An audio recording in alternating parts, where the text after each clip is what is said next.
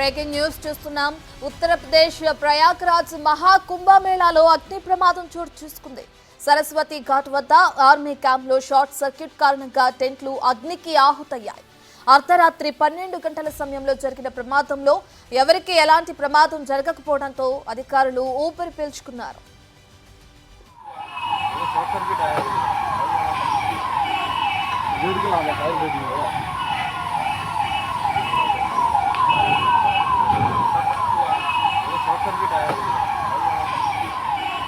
ప్రమాదం జరిగిన సమయంలో దట్టమైన పొగ వ్యాపించడంతో భయంతో భక్తులు పరుగులు తీశారు. సమాచారం అందుకున్న అగ్నిమాపక సిబ్బంది ఫైర్ ఇంజిన్లతో ఘటనా స్థలానికి చేరుకుని మంటలను అదుపు చేశారు.